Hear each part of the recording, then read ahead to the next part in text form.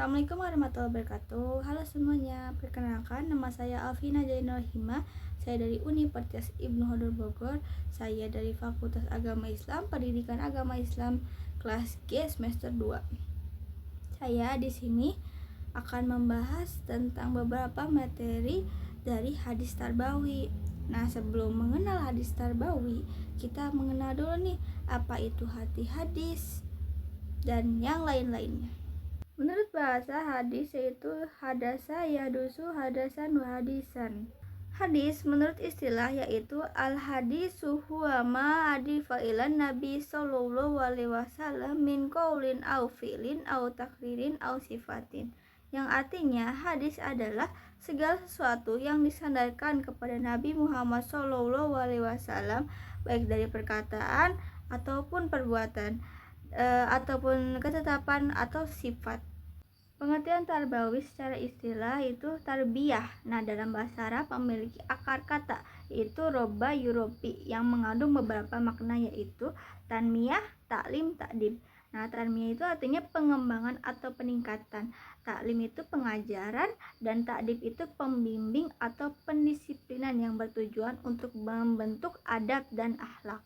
Secara keseluruhan, tarbiyah itu mencakup proses pendidikan, pengasuhan dan pemeliharaan yang dilakukan secara bertahap hingga mencapai kesempurnaan.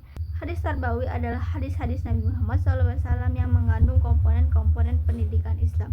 Hadis-hadis ini memberikan panduan dan prinsip-prinsip dalam proses pendidikan. Intinya, hadis tarbawi ini menceritakan tentang inti pendidikan. Nah, di sini saya akan membahas tentang urgensi ilmu, keutamaan orang yang berilmu dan ilmu yang bermanfaat. Urgensi ilmu adalah penekanan pada betapa pentingnya ilmu dalam kehidupan manusia. Nah, ilmu itu bukan sekedar informasi, tetapi fondasi vital untuk memahami, mengembangkan, dan memajukan peradaban. Ilmu adalah kunci untuk membuka pemahaman mendalam tentang berbagai aspek kehidupan, yang memungkinkan manusia untuk menjelaskan fenomena alam, memahami interaksi sosial, dan menciptakan solusi untuk berbagi tantangan. Dalam Islam, ilmu sangat ditekankan karena menjadi sarana untuk menjalankan perintah Allah dengan benar dan mencapai ridhonya. Nah, ilmu itu membimbing manusia menuju kebenaran. Nah, manusia itu memiliki keistimewaan dibandingkan dengan makhluk lainnya karena dianugerahi ilmu dan kemampuan untuk mengembangkannya. Dalam surat Al-Baqarah ayat 31-32. Nah, akal dan ilmu itu memungkinkan manusia menciptakan budaya dan peradaban. Ilmu pengetahuan yang berkembang pesat yang saat ini perlu diimbangi dengan ilmu ulama yang membimbing pada keimanan dan ketakwaan. Dalam ayat Al-Quran tentang urgensi ilmu dalam surat Al-Mujadilah ayat 11, ayat ini menegaskan bahwa Allah akan meninggikan derajat orang-orang yang beriman dan orang-orang yang diberi ilmu. Ini menunjukkan bahwa ilmu itu memiliki nilai yang sangat tinggi dan dalam pandangan Allah. Dalam Quran surat Al-Jumar, ayat ini juga membandingkan antara orang yang berilmu dan orang yang tidak berilmu, menyatakan bahwa keduanya tidaklah sama. Orang yang berilmu memiliki pemahaman yang lebih baik dan lebih mendalam tentang kehidupan. Nah, dalam Quran surat Al-Alaq ayat 1-5, ayat-ayat pertama yang diwahyukan kepada Nabi Muhammad SAW dalam perintah untuk membaca. Ini menunjukkan bahwa ilmu adalah fondasi penting dalam Islam. Membaca adalah kunci untuk memperoleh ilmu dan pengetahuan. Keutamaan orang yang berilmu. Orang yang berilmu memiliki kedudukan yang istimewa dan mulia dalam Islam. Ilmu mengangkat derajat seseorang dan memberikan tanggung jawab yang besar. Nah, kedudukan orang yang berilmu dianggap lebih mulia daripada yang tidak berilmu karena ilmu membimbing mereka menuju kebaikan dan kebenaran. Ilmu adalah cahaya yang menerangi jalan hidup. Ada juga hadis-hadis Nabi Muhammad SAW yang banyak sekali yang menekankan keutamaan orang yang berilmu. Salah satunya adalah hadis yang diriwayatkan oleh Muslim. Man salaka tariqan yaltamisu fihi ilmin sahalallahu lahu bihi tariqan ilal jannah. Siapa yang menempuh jalan untuk mencari ilmu, maka Allah akan membaginya jalan menuju surga. Hadis ini memberikan motivasi yang kuat untuk menuntut ilmu. Ilmu adalah sarana untuk mendekatkan diri kepada Allah dan meraih surganya. Ada juga hadis riwayat Muslim, hadis tentang pahala yang mengalir. An Abi Hurairah radhiyallahu anhu anna Rasulullah sallallahu alaihi wasallam ijamatal insanu in qata amaluhu ila min salasin sadaqatin jariyatin au ilmin yuntafa'u bihi au waladin sholihin yad'u lahu. Yang artinya, jika seseorang meninggal dunia, maka terputuslah amalannya kecuali 3 perkara, yaitu sedekah jariah, ilmu yang bermanfaat, atau doa anak soleh yang mendoakannya. Nah, ilmu yang bermanfaat itu ilmu yang diamalkan dan diajarkan kepada orang lain sehingga terus memberikan manfaat setelah meninggal. Nah, mendorong kita juga untuk melakukan amal soleh yang memberikan manfaat bagi diri sendiri, keluarga, dan masyarakat. Misalnya terus kita sedekah jariah, dan sedekah jariah ini sedekahnya yang pahalanya terus mengalir karena manfaatnya berkelanjutan. Nah, misalnya kita tuh mewakafkan masjid dan sumur atau lain-lainnya. Terus juga kan mendidik anak soleh. Nah, mendidik anak soleh itu yang mendorong orang tua untuk mendidik anak-anak dengan nilai-nilai Islam agar menjadi orang yang soleh dan mendoakan orang tuanya. Ilmu yang bermanfaat juga adalah ilmu yang tidak hanya menambah pengetahuan tapi juga memberikan dampak positif bagi diri sendiri dan orang lain, baik dalam aspek duniawi maupun akhirat. Dalam Islam, ilmu yang bermanfaat adalah ilmu yang diamalkan dengan niat yang baik dan sesuai dengan ajaran agama. Nah, ilmu bukan hanya untuk diketahui tapi juga untuk diwujudkan dalam tindakan. Selanjutnya, saya di sini akan membahas tentang sifat kepribadian pendidik dalam hadis. Pendidikan adalah fondasi utama dalam pembentukan karakter. Nah, pendidik itu memegang peranan penting dalam menanamkan nilai moral, akhlak, dan ilmu pengetahuan. Oleh karena itu, pendidik harus memiliki sifat kepribadian yang baik yang dicontohkan oleh Nabi Muhammad SAW dalam hadis-hadisnya. Nah, sekarang kita membahas beberapa sifat kepribadian yang harus dimiliki oleh seorang pendidik berdasarkan hadis. Yang pertama itu ada penyayang, kedua adil, ketiga penyabar, keempat jujur, kelima berpengetahuan luas, dan keenam itu tegas. Yang pertama kasih sayang dan kelembutan. Nah, ada juga hadis yang menjelaskan tentang kelembutan dari hadis riwayat Muslim, yang artinya sesungguhnya Allah Maha Lembut dan mencintai kelembutan serta memberikan kepada kelembutan sesuatu yang tidak diberikan kepada kekerasan. Hadis ini bukan hanya sekedar menganjurkan kelembutan tetapi juga menjelaskan bahwa Allah Subhanahu wa taala memberikan balasan dan karunia yang istimewa bagi orang yang bersikap lembut. Nah, dalam konteks pendidikan, hadis ini sangat relevan. Pendidik yang mengedepankan kelembutan dalam berinteraksi dengan siswa akan menciptakan suasana yang kondusif untuk belajar. Nah, kelembutan dalam hal ini mencakup tutur kata yang baik, sikap yang penuh pengertian, serta pendekatan yang menghindari kekerasan fisik. Terus juga siswa akan merasa dihargai, termotivasi, dan lebih terbuka untuk menerima pelajaran. Yang kedua ada adil. Nah, di sini juga ada hadis tentang keadilan atau adil. Nah, di sini ittaqullaha wa'dilu baina auladikum. Bertakwalah pada Allah, bersikap adillah kepada anak-anakmu. Muttafaqun alaih. Keadilan di sini mencakup berbagai aspek seperti memberikan perhatian yang sama kepada semua siswa, memberikan kesempatan yang sama untuk bertanya dan menjawab, serta memberikan penilaian yang objektif tanpa memandang latar belakang atau kemampuan siswa. Ketidakadilan dalam pendidikan dapat menimbulkan dampak negatif yang besar seperti hilangnya motivasi belajar, perasaan rendah diri, dan bahkan konflik antar siswa. Keadilan itu sangat penting dalam pendidikan. Nah, untuk memastikan setiap siswa diperlukan setara tanpa diskriminasi, memberikan kesempatan yang sama, dan menghindari pilih kasih. Yang ketiga ada sabar. Nah, di sini juga ada hadis tentang kesabaran yang ada di hadis riwayat Bukhari, yang artinya barang siapa yang berusaha menjaga diri, maka Allah menjaganya. Barang siapa yang berusaha merasa cukup, maka Allah mencukupinya. Barang siapa yang berusaha bersabar, maka Allah akan menjadikannya bisa bersabar dan tidak ada seorang pun yang dianugerahi sesuatu yang melebihi kesabaran. Nah, di sini tuh hadis ini memberikan motivasi yang besar untuk bersabar. Nah, di sini dalam konteks pendidikannya, kesabaran sangat penting karena pendidik akan menghadapi berbagai karakter siswa, tingkat pemahaman yang berbeda, serta tantangan dalam proses pembelajaran.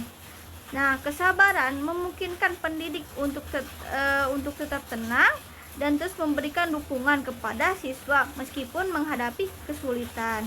Kesabaran adalah kunci dalam menghadapi perbedaan siswa. Proses pembelajaran yang membutuhkan waktu dan berbagai tantangan dalam profesi pendidik. Yang keempat, ada jujur. Nah, ada juga hadis tentang kejujuran. Alaikum bisidki fa inna sidko yahdi ilal birri wa inna birro yahdi ilal jannah, yang artinya hendaknya kamu selalu jujur karena kejujuran itu akan membawa kepada kebaikan dan kebaikan itu akan membawa ke dalam surga. Hadis riwayat Bukhari dan Muslim. Hadis ini menjelaskan tentang kejujuran adalah jalan menuju kebaikan dan surga. Nah, dalam konteks pendidikan, kejujuran adalah pondasi yang penting dalam membangun kepercayaan antara pendidik dan peserta didik. Nah, pendidik juga harus jujur dalam menyampaikan ilmu, mengakui kesalahan jika ada yang salah, dan memberikan contoh perilaku jujur kepada siswa. Kejujuran menciptakan lingkungan belajar yang terbuka di mana siswa merasa aman untuk bertanya, berpendapat, dan belajar tanpa takut dibohongi. Yang kelima itu ada menuntut ilmu. Nah, ada juga hadis tentang menuntut ilmu, yaitu tolabul ilmi faridatun ala kulli muslimin, yang artinya menuntut ilmu itu wajib bagi setiap muslim. Hadis riwayat Ibnu Majah. Hadis ini menjelaskan bahwa menuntut ilmu itu adalah kewajiban bagi setiap muslim, baik laki-laki maupun perempuan. Nah, seorang pendidik, hadis ini memiliki implikasi yang sangat penting. Nah, pendidik harus terus memperdalam pengetahuannya, mengikuti perkembangan zaman, dan mencari metode pengajaran yang lebih efektif. Yang keenam, ada tegas. Nah, ada juga hadis tentang ketegasan, yang artinya perintahkan anak-anak kalian untuk sholat ketika mereka berusia 7 tahun dan pukullah mereka dengan pukulan yang tidak menyakiti jika mereka tidak melaksanakannya saat berusia 10 tahun, serta pisahkan tempat tidur mereka. Nah, hadis riwayat Abu Daud. Nah, hadis ini memberikan pedoman tentang bagaimana mendidik anak-anak untuk melaksanakan sholat. Di dalamnya terdapat unsur ketegasan, yaitu diperbolehkannya memukul dengan syarat tidak menyakiti. Nah, prinsip ketegasan ini relevan dengan pendidik di sekolah, di mana pendidik perlu menegakkan disiplin dan aturan. Namun, ketegasan tersebut harus diimbangi dengan kebijaksanaan, kasih sayang, dan pendekatan yang mendidik. Nah, bukan dengan kekerasan. Dapat kita simpulkan bahwa kepribadian yang kuat dan positif adalah hal yang esensial bagi seorang pendidik. Sifat-sifat seperti sabar, jujur, adil, penyayang, disiplin, dan berpengetahuan luas adalah kondisi penting dalam membangun hubungan yang baik dengan peserta didik dan menciptakan lingkungan belajar yang kondusif. Selanjutnya saya akan menjelaskan tentang materi kurikulum pembelajaran pendidikan dalam hadis. Tentang materi kurikulum pembelajaran pendidikan dalam hadis, kurikulum dalam pendidikan Islam dikenal dengan istilah manhaj, yang berarti itu jalan terang yang dilalui pendidik bersama anak didik untuk mengembangkan pengetahuan, keterampilan, dan sikap. Nah, hadis sebagai sumber hukum kedua setelah Al-Quran menjadi pondasi penting dalam penyusunan kurikulum pendidikan Islam. Kurikulum dalam studi hadis terbawi mencakup nilai budaya, karakter, prinsip, dan ajaran yang merupakan contoh penerapan Al-Quran oleh Nabi Muhammad SAW. Tujuan kurikulum pendidikan Islam tidak hanya berorientasi pada duniawi tetapi juga akhirat, dengan tujuan akhir untuk membina akhlak, memperkuat visi dan modal kehidupan, serta mempersiapkan untuk kehidupan dunia dan akhirat. Kurikulum pendidikan Islam berorientasi pada hubungan dengan Allah, hubungan dengan manusia, dan hubungan dengan alam. kurikulum pendidikan Islam dimulai sejak era Nabi Muhammad SAW untuk menjawab kebutuhan zaman dengan tetap mempertahankan nilai-nilai Islam. Secara garis besar, kurikulum pendidikan Islam mencakup 3 kategori, yaitu ilmu-ilmu keislaman, normatif, ilmu-ilmu sosial, dan humaniora, serta ilmu-ilmu kealaman. Cakupan kurikulum meliputi tujuan, isi, metode, dan evaluasi. Isi kurikulum pendidikan Islam mencakup orientasi pada ketuhanan, kemanusiaan, dan kealaman. Nah, kurikulum dalam hadis merujuk pada prinsip-prinsip pendidikan Islam yang berlandaskan ajaran Rasulullah SAW, menekankan pentingnya ilmu, metode pengajaran yang bijaksana, dan pembentukan akhlak mulia. Selanjutnya saya akan membahas tentang metode pembelajaran dalam hadis. Nah, di sini pendidik dalam Islam adalah fondasi utama untuk membentuk individu yang berakhlak mulia dan memiliki ilmu pengetahuan yang luas. Nah, Rasulullah SAW adalah sosok pendidik teladan yang menggunakan metode-metode yang efektif dalam menyampaikan ajaran Islam. Hadis-hadis Nabi Muhammad SAW adalah sumber utama yang mencatat dan mendokumentasikan bagaimana beliau menyampaikan ilmu kepada para sahabatnya. Rasulullah SAW menggunakan beragam metode pembelajaran yang sangat efektif, menunjukkan fleksibilitas dan pemahaman mendalam tentang bagaimana manusia belajar. Nah, metode-metodenya tuh seperti dialog dan tanya jawab, atau bisa disebut dengan hiwar. Terus juga ada kisah, qasas, dan praktik langsung amaliyah. Nah, terbukti berhasil dalam meningkatkan pemahaman peserta didik terhadap materi pelajaran, memenuhi kebutuhan belajar yang berbeda pada setiap individu, dan menyediakan motivasi yang kuat, mendorong peserta didik untuk tidak hanya belajar tapi juga mengamalkan ilmu yang didapat. Nah, prinsip-prinsip dan metode pembelajaran yang dicontohkan oleh Rasulullah SAW tetap relevan dan dapat diaplikasikan dalam sistem pendidikan modern. Nah, adaptasi metode-metode ini dapat secara signifikan meningkatkan efektivitas dalam proses belajar mengajar. Yang pertama itu ada metode dialog dan tanya jawab atau hiwar. Nah, metode hiwar ini adalah pendekatan pembelajaran yang menekankan interaksi dua arah antara pengajar dan peserta didik. Nah, tujuannya itu untuk mengubah kesadaran peserta didik tentang suatu topik, memperdalam pemahaman mereka terhadap materi yang dipelajari. Nah, ada juga manfaatnya itu juga kan mendorong pemikiran kritis dan analisis, melibatkan peserta didik secara aktif dalam proses pembelajaran, mengembangkan kemampuan komunikasi dan argumentasi. Nah, dapat juga diterapkan dalam diskusi kelas, studi kasus, debat, dan sesi tanya jawab. Nah, ada juga metode kedua yaitu kisah atau hosos. Nah, metode hosos ini adalah strategi pengajaran yang menggunakan cerita-cerita untuk menyampaikan pesan. Tujuannya untuk menyampaikan pesan moral, spiritual, dan edukatif. Nah, menyentuh emosi dan mengunggah kesadaran. Nah, ada juga nih contoh kisah 3 orang yang terjebak di dalam gua dan berdoa dengan menyebutkan amal soleh mereka. Nah, pelajarannya itu pentingnya amal soleh yang ikhlas dan kekuatan doa. Dan juga ada hadisnya juga tentang menyampaikan kisah, yang artinya itu sampaikanlah dariku walaupun hanya 1 ayat, dan ceritakanlah kisah dari Bani Israel maka tidak mengapa. Namun siapa yang secara sengaja berdusta atas namaku, maka hendaklah ia menempati tempatnya duduk di neraka. Hadis riwayat Bukhari. Nah, di sini jelasin pelajaran itu pentingnya kejujuran dan tanggung jawab dalam menyampaikan cerita. Nah, ini manfaatnya itu cerita lebih mudah dipahami dan diingat, menyentuh sisi emosional dan imajinatif, menanamkan nilai tanpa terkesan menggurui. Nah, metode ketiga ini ada praktik langsung atau amaliyah. Nah, di sini juga metode amaliyah ini adalah pendekatan pembelajaran yang menekankan praktik langsung dan contoh nyata. Nah, tujuannya itu memastikan pemahaman yang benar tentang cara melaksanakan suatu ajaran, memberikan contoh konkret yang dapat ditiru dan dipraktikkan. Nah, contohnya itu ada Rasulullah SAW mengajarkan tata cara wudhu dengan mempraktikannya di hadapan para sahabat.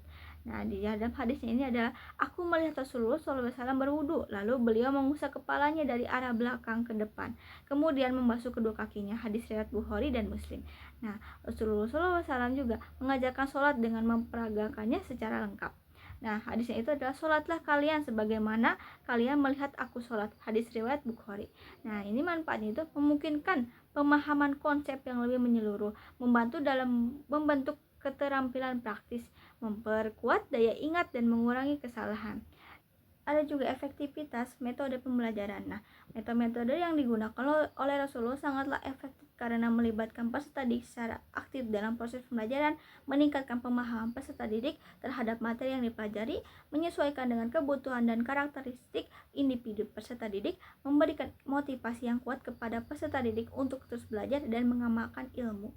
Dari materi-materi yang tadi saya sampaikan, dapat kita simpulkan kalau pendidikan itu bukan hanya sekedar transfer informasi, tetapi juga merupakan proses pembentukan insan kamil yang beriman, berilmu, berakhlak mulia.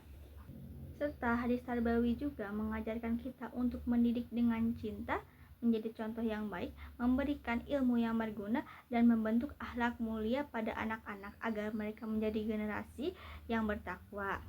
Nah, pendidikan dalam Islam berfokus pada pembentukan karakter mulia melalui keteladanan, ilmu yang bermanfaat, dan metode yang lembut. Nah, dengan tujuan menghasilkan individu yang bertakwa dan bermanfaat, di mana tanggung jawab ini diemban bersama oleh orang tua, guru, dan masyarakat. Sekian penjelasan dari saya, kurang lebihnya mohon maaf jika saya kekurangan atau ada kata-kata yang kurang. Terima kasih yang sudah mendengarkan. Assalamualaikum warahmatullahi wabarakatuh.